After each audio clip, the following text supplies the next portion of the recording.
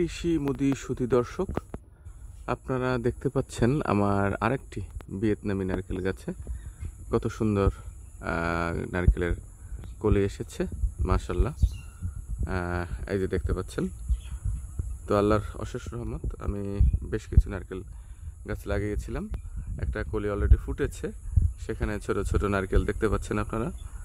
আর আরেকটা মোসরা দেখেন, মোসরা বা কলি যেটা বলেন, এই যে প্রত্যেকটা এখন থেকে এই গাছটিতে প্রত্যেকটা মোসরায় প্রত্যেকটা ডালে ডালে এরকম কলি আসবে, মোসরা আসবে এবং সেখান থেকে নারকেল হবে। এই যে দেখতে পাচ্ছেন কত ছোট জায়গা, এই যে কত ছোট গাছ, এই যে মাটি, আর এই যে গাছে নারকেল ধরেছে। আরও বেশ কিছু গাছে নতুন করে এসেছে, আমি আপনাদের সাথে সেই গাছগুলোর পরিচয় করিয়ে দেব আর কিছুক্ষণের মধ্যেই। এই যে আরেকটি ছোট্ট চারা গাছ দেখতে পাচ্ছেন, এটাও কলি এসেছে, এই যে মাটি, আর এই যে এসেছে এখন প্রত্যেকটা ডালে ডালেই এসেছে। তবে আমি ছোট্ট একটা প্রবলেমের মধ্যে আছি, সেই প্রবলেমটার কি সমাধান আছে যদি কাইন্ডলি কারো জানা থাকে আমাকে একটু বলবেন, আমার উপকার হবে।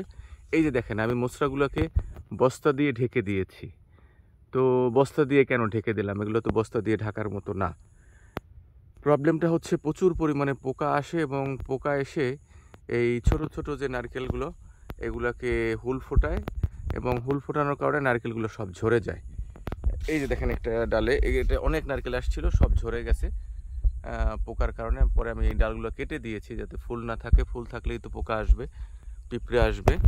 এখান থেকে বাঁচার উপায় কি? কীটনাশক দিলে কাজ হয় না, কিছুদিন পরে মানে আজকে দিলে কালকে বৃষ্টিতে কীটনাশক ধুয়ে যায়, আবার পোকা আসে। সেক্ষেত্রে এই পোকা থেকে বাঁচার কি করণীয় আছে কাইন্ডলি আমাকে একটু জানাবেন, অনেক উপকৃত হব। ধন্যবাদ। আসসালামু আলাইকুম।